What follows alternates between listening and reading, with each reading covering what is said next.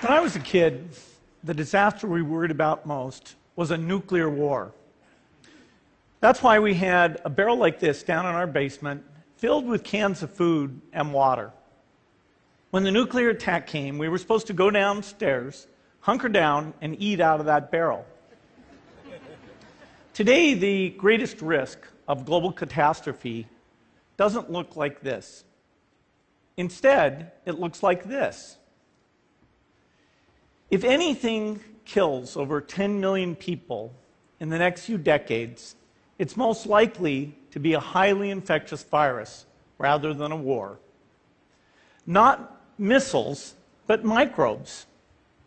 Now, part of the reason for this is that we have invested a huge amount in nuclear deterrence, but we've actually invested very little in a system to stop an epidemic. We're not ready for the next epidemic.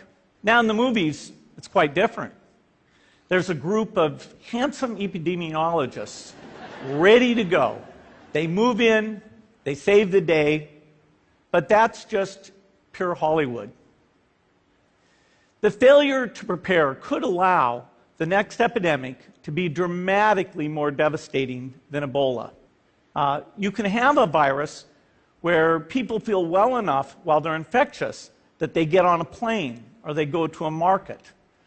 The source of the virus could be a natural epidemic like Ebola, or it could be bioterrorism.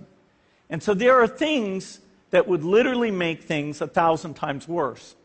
In fact, let's look at a model of a virus spread through the air like the Spanish flu back in 1918.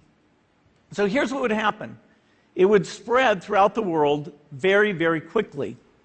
And you can see there's over 30 million people die from that epidemic. So this is a serious problem. We should be concerned. But in fact, we can build a really good response system. We have the benefits of all the science and technology that we talk about here. We've got cell phones to get information from the public and get information out to them. We have satellite maps where we can see where people are and where they're moving. We have advances in biology that should dramatically change the turnaround time to look at a pathogen and be able to make drugs and vaccines that fit for that pathogen. So we can have tools, but those tools need to be put into an overall global health system, and we need preparedness. What are the key pieces? First is we need strong health systems in poor countries. That's where mothers can give birth safely, kids can get all their vaccines, but also where we'll see the outbreak very early on. We need a medical reserve corps, lots of people who've got the training and background who are ready to go with the expertise.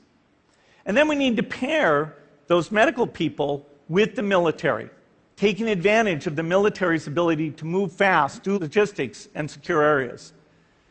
We need to do simulations, germ games, not war games, so that we see where the holes are. Finally, we need lots of advanced R&D in areas of vaccines and diagnostics. There are some big breakthroughs, like the adeno-associated virus, that could work very, very quickly. The World Bank estimates that if we have a worldwide flu epidemic, global wealth will go down by over $3 trillion. And we'd have millions and millions of deaths. There's no need to panic. We don't have to hoard cans of spaghetti or go down into the basement. But we need to get going, because time is not on our side. In fact, if there's one positive thing that can come out of the Ebola epidemic, it's that it can serve as an early warning, a wake-up call to get ready.